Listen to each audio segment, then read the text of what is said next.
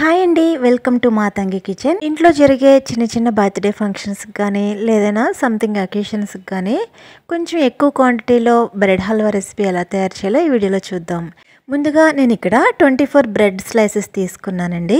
ఇక్కడ చూపిస్తున్న విధంగా ఎడ్జెస్ అన్నీ కూడా 4 వైపులా ఈ విధంగా కట్ చేసుకోండి.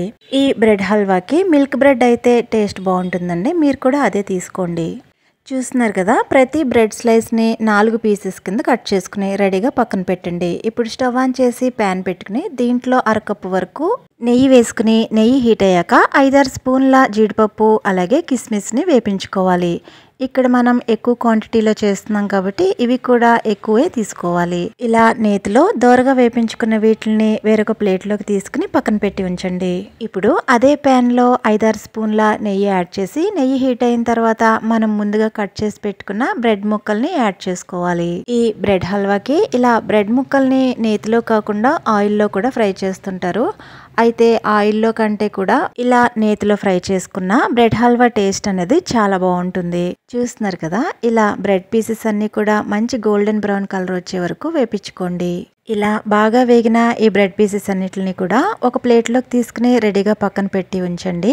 ఇదే మాదిరిగా మిగిలిన బ్రెడ్ పీసెస్ అన్నిటిని కూడా ఇలా నేతిలో వేయించుకుని క్రిస్పీగా అయ్యేంత వరకు వేపించుకున్న తర్వాత ఒక ప్లేట్లోకి తీసుకోండి. ఇప్పుడు స్టవ్ ఆన్ చేసి వెడల్పాటి వేరొక కడాయి పెట్టుకుని దీంట్లోకి 4 గ్లాసుల వరకు వాటర్ వేసుకోవాలి. ఈ 4 గ్లాసుల వాటర్లో 4 గ్లాసుల పంచదార యాడ్ చేసుకోవాలి. మనం ఎక్కువ క్వాంటిటీలో చేస్తున్నాం కాబట్టి ఇలా ఎక్కువ అన్నీ కూడా మెజర్మెంట్ చేసుకోవాలి. అదే మీరు తక్కువ క్వాంటిటీలో 6 స్లైసెస్తో కనుక మీరు బ్రెడ్ హల్వా చేస్తుంటే కనుక 1 గ్లాస్ పంచదార 1 గ్లాస్ నీళ్లు వేసుకుంటే సరిపోతుంది.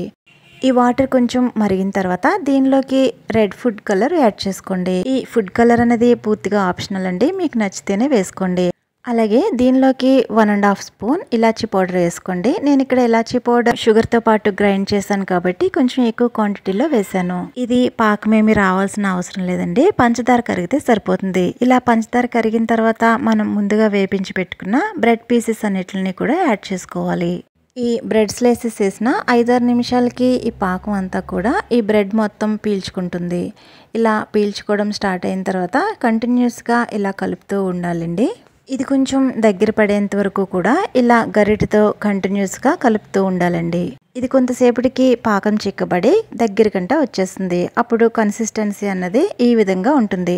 ఇలా దగ్గరికి వచ్చిన తర్వాత మనం ముందుగా ఫ్రై చేసుకున్న డ్రై ఫ్రూట్స్ని కూడా దీంట్లో యాడ్ చేసుకోవాలి.